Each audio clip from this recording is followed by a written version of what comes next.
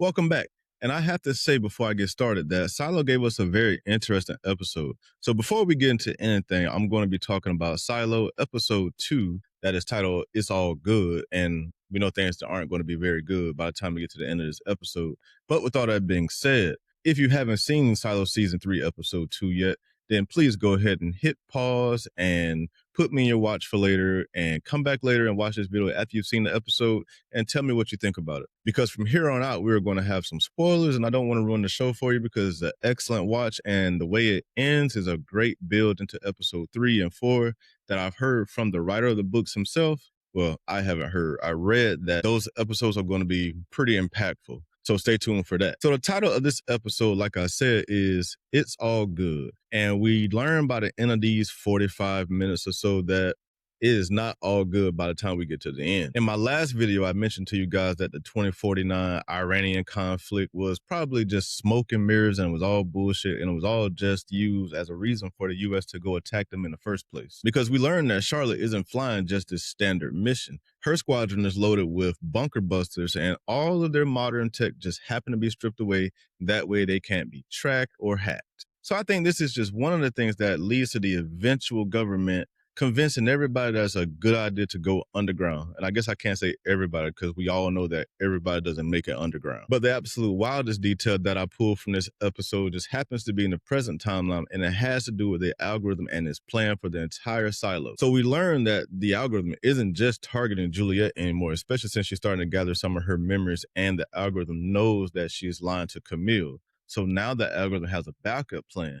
And that backup plan is to reset, do this massive reset that they did 140 years ago to the entire silo. And what does that mean? That means they are on a 2-week time clock until their entire water supply is contaminated. So real quick before we dive into the wreckage, if you want to survive YouTube's version of the Great Reset, please go ahead and hit that like and subscribe button. I really appreciate it, and it helps the channel. And it also guarantees that you won't miss an entire theory or breakdown video this entire season. All right, so with all that being said, now let's go ahead and point out the first major thematic beat, and that is that old world mind control that Dr. Victor Krinkovich describes as a chemical treatment. And we see that he's experimenting with Charlotte, and we learn from Helen in the episode that he's also experimented with other soldiers that just happen to be wounded. So, and he does it just for free. So, you know, he's just here to help. But this chemical treatment is a drawbridge to the brains.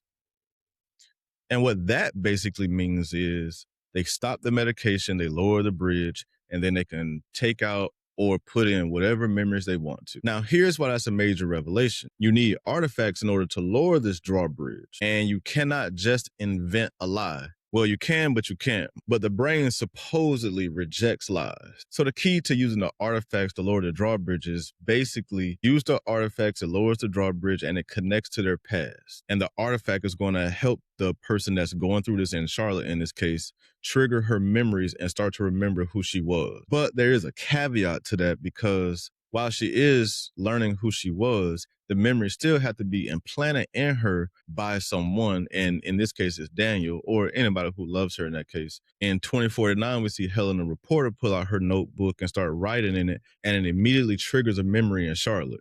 They see each other in a car. Well, Charlotte sees her in a car. They were talking to each other. And we know before that Charlotte had gone to her because she wanted her to investigate this Iran mission and ask questions that Charlotte couldn't. But I bring up the pen and pad because this basically in this scenario acts as an artifact, because this immediately triggers a memory in Charlotte's mind. And then we see later in the episode, 352 later, may I add, that Patrick Kennedy and his crew have stolen the Silo 17 helmet. Now, I don't believe they did this knowing that it was going to trigger Juliette's memories, but I do think that it was its intention. But I think that they were thinking that maybe she would have to put it on and watch the video. But all she did was look at this helmet and see the 17, and she immediately had her memories triggered for her time in Silo 17. We saw Solo in her vision, and now she's starting to put some of the puzzle pieces together when she was on the outside.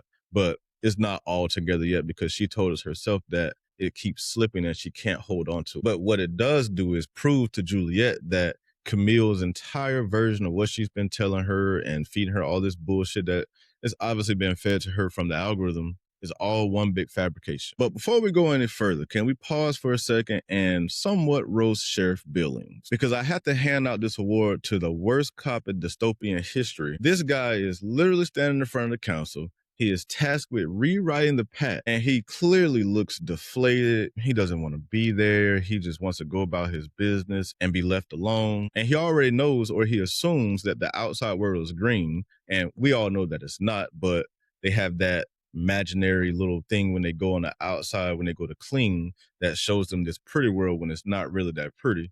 And then they all go out there basically to die, so they don't really come back to tell the story. So no, it's not really green. But the absolute kicker in all of this is his wife, Kathleen. She is one of the masked ninja rebels that's running around the silos causing a bunch of trouble, and one of the people that stole the helmets from, I think, IT. And she just happens to be the same one who gets her wrist broken because they're looking for somebody with a wrist injury, a woman with a wrist injury. So, they had their targets narrowed down. And the entire time I'm watching this, it's just like, damn, Paul, are you kidding me? Because this is almost like watching Chief Wiggum from The Simpsons trying to solve a massive crime spree while his wife is driving a getaway car. Billings is the chief law enforcement officer a mile down under concrete, and he can't even enforce the law in his own living room. So let's go to point number 3. Patrick Kennedy is basically the El Chapo of the Down Deep. And the reason I say that is because we see the Raiders, they think they have him cornered after they get Juliette back.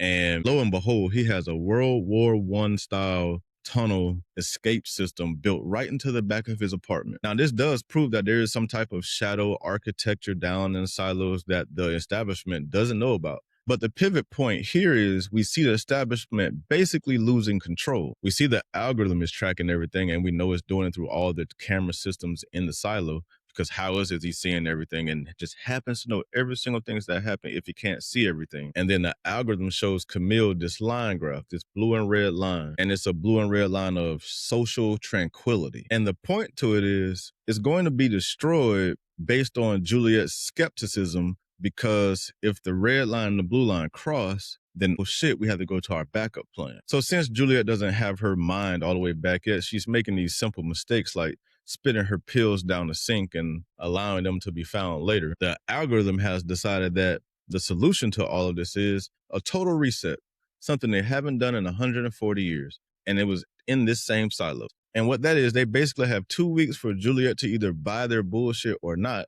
But if she doesn't, which we know she's not, they're going to drop some vitamin D plus, the good stuff, which is basically the memory erase compound, into the water supply. And what that's going to do is chemically lobotomize 18,000 people. And there you have it. That is your total reset. Well, that's the explanation of what a total reset is. And I can't wait to hear why they keep doing this outside of the fact that they're trying to keep down a rebellion. And I understand they don't want people to go outside because they need people to be underground for 500 years. That way, when they do get out, they can go out and, I guess, rebuild the world or whatever the fuck is left of it. But I'm just not sure that these creators thought this plan all the way through before they actually went through with it. I think they thought this was a good idea, but who really comes out good in the end with no outside infrastructure? And that's not a spoiler. That's just common sense, because we know the world got destroyed. And let's put this episode further under a microscope, because the editing in this episode, at least the sound editing, is pretty interesting in my opinion, because I've seen people say that the algorithm sounds a lot like Daniel. And I'm starting to catch some of those clues, and some of those clues were laid out in this episode as well. Because if you caught it when the algorithm was talking to Camille and then they do the cut scene and then go back to Daniel, it doesn't seem like it's a coincidence to me. The voice edit is pretty seamless. It really does sound like Daniel. And it leads me to believe, even though we know that he is this creator or this engineer that helped save New Orleans with these drills, and these drills also help build the silos, and we know there is a drill under the silos at the very bottom. Maybe he has some type of experience, or maybe he's just smart like that with technology and he helped design the AI as well. But tell me what you think about that. Drop it down in the comments and let me know what you think about that theory. Now, if you don't want to know certain clues about how the show may go based off the book, because the show isn't using the book word for word, like I'll say, they are doing their own thing with the show, but they're just using the book as a blueprint, like other shows do that come from written media. But it's nothing too crazy, but let's just go ahead and talk about Juliette's wardrobe for a second, because we see for 2 straight episodes, she's wearing this very thick clothing, this oversized robe. And if you really notice it, it's a nod to the book Wool, because I'm pretty sure that robe that she is wearing is made out of wool as well. And thank you guys over on Threads for pointing that out. And one of my theories that I want to run with is the one about Orla Kent and her being missing. Now, she is just happened to be the newly appointed head of supply, and now basically the next day she's going missing. Now, we know that Orla probably didn't just go wandering off, and and she isn't just working late this time. And we know that she's probably involved with the outsiders. So with this 2-week ticking clock that we know is counting down, nobody else really does. I think we're obviously going to see Paul go on this mission to try to track her down, and more likely going to have to try to use her digital footprint and people that have seen her to make that happen. I'm just wondering, when he finds her, is he going to find some other people from the outsider group as well, one being his wife?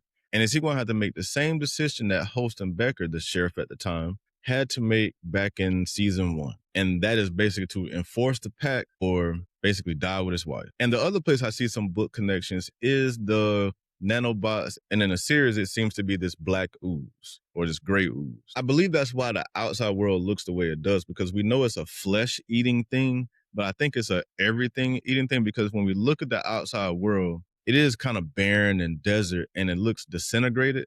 And I'm thinking that the nanobots in the show don't just kill people. I think they kill everything, which is why I keep asking the question, why was this a smart idea for the creators to want to destroy the world, to basically get out in 500 years and go back to nothing? Are they anticipating that there's going to be some type of green dystopia out there?